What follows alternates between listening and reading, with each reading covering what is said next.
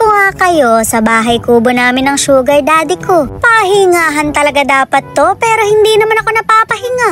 Ewan ko ba mare, puro pagod ang inaabot ko. Pagkapasok mo kasi sa loob, higaan agad ang bubungad sa'yo. Ano pa nga bang maiisip mong gawin? Di mag-pillow fight.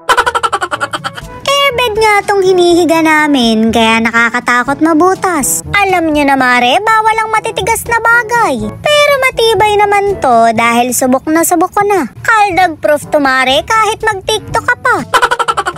Medyo may sira na nga lang yung kubo dahil sa dalas naming magpahinga. Oo mare, nagpapahinga lang kami rin eh. Sa dami ng mga butas din baka malito na lang ako. Hindi na pala braso niya yung hawak ko, kundi ahas na. Kaya pala kako parang lumaki, cobra na rin. Mare, payat lang kasi yung braso niya, madalang mag-gym.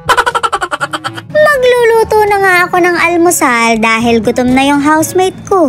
Ako nakakumbahala sa lahat, videohan niya na lang ako. Medyo nagsisipag ako ngayon dahil nag-heart to heart talk kami. Ako raw kasi yung pahinga niya pero panay naman ang utos ko. Shoot mare, sino pa bang uutusan ko? Mga asawa niyo. Hindi na nga kami natutulog dahil binabantayan ko yung pananim ko. Kulang na nga lang mare, magpanggap akong scarecrow sa gitnang bukid. Hindi ko lang magawa dahil baka hindi takot yung mga ibon sa lasinggera. Paano ko sila itataboy para hindi kainin yung mga pananim ko? Hindi naman kasi nakakatakot ang mga lasinggera, mga kaibigan ko pa nga sila.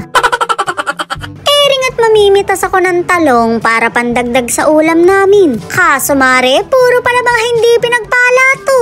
Hinalukay ko na lahat ng sukal pero ito lang yung natunghayan ko. Pustahan tayo mare, babaero pa rin sa lagay na rin. Magbago ka na kasi kaya hindi ka lumaki-laki. Shoot mare, kakabaging ka lang din eh. Maliliit pa nga sila kaya hahayaan ko munang gumulang. Ipapakita ko na lang sa inyo yung mga itsura ng pananim ko. O diba, umuusbong na sila pero upak-upak.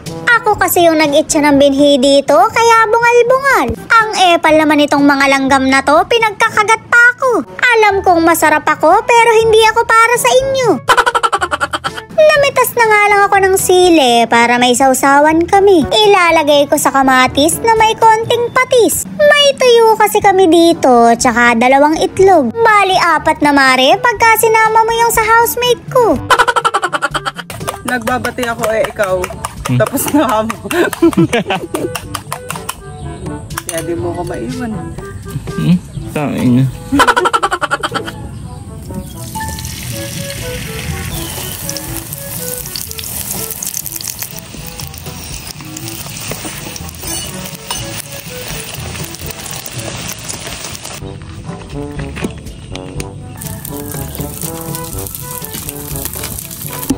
Tiyanan! Tiyanan! Tiyanan!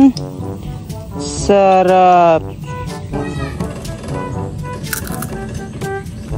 Napakalutong. Isa pa nga, baka hindi naman malulong.